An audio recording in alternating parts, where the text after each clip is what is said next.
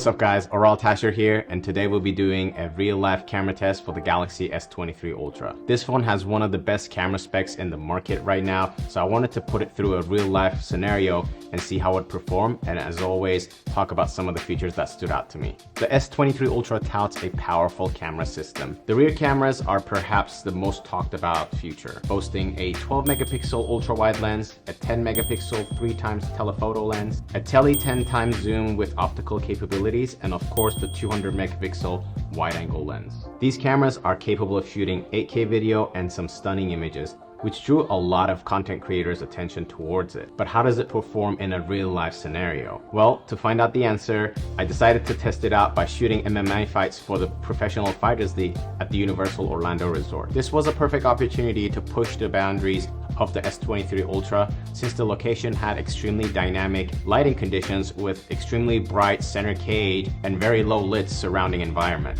Before we dive into the review, I wanted to give a quick shout out to PITAKA for partially sponsoring today's video. They make some of the slimmest cases for the Galaxy lineup, and especially the one that I'm using for the S23 Ultra allows me to turn it into a MagSafe compatible device. I dropped a link in my description, so make sure to go check out their cases. Now let's get back into it. The first test was to take advantage of the advanced night photography features of the phone. I've gotten some pretty decent shots with the default app, as well as the suggested nightography settings, and the phone did really well in evenly lit areas without any issues. I did find that the nightography feature struggled a little bit in more dynamic situations, like this low light scene over the cage. You can see it trying to light up the darker areas, but end up bringing out the outlines of a subject and boosting particular colors too much.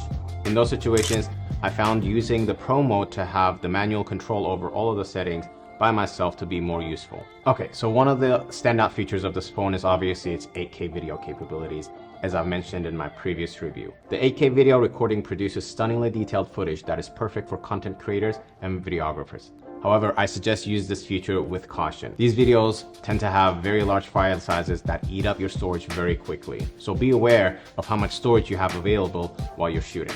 I found it very useful to immediately dump the footages as soon as possible to my laptop or to an external drive and free up that space if I'm shooting over an extended period of time. But that being said, the oversampled 8K footage looks incredibly crispy on a 4K timeline and even more so on a 1080 timeline as well, which I've been integrating into some of my Instagram shots recently. But besides the 8K capabilities, what was very impressive to me was the 4K shooting with the 10x and the 3x tele zoom on this camera. Both the 10x and the 3x lenses perform incredibly well, especially when I needed to dial in a little bit to get a tighter shot without moving anywhere. Now for most of my shots, I relied on the phone's default video mode. It was very easy to use and produce great results in most lighting situations. However, I also experimented with the Pro mode, which allows you to manually adjust all the settings of the camera. While this mode was great for experienced photographers, I found it a little difficult to dial in for the details, especially in a dynamic lighting situation that I was in.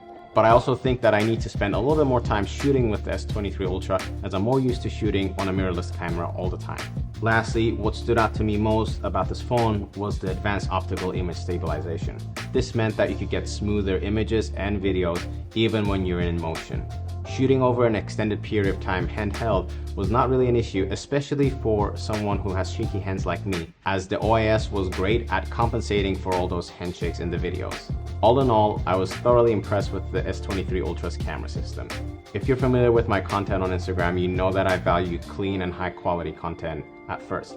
That's why I've been shooting most of my content with mirrorless cameras. But the more I started shooting with the S23 Ultra, the more I started integrating that into some of my shots as well. So what did you guys think about the shots? If you have any questions, as always, make sure to comment in this video and I'll do my best to get back to it. Till then, I'll see you in the next one. Peace.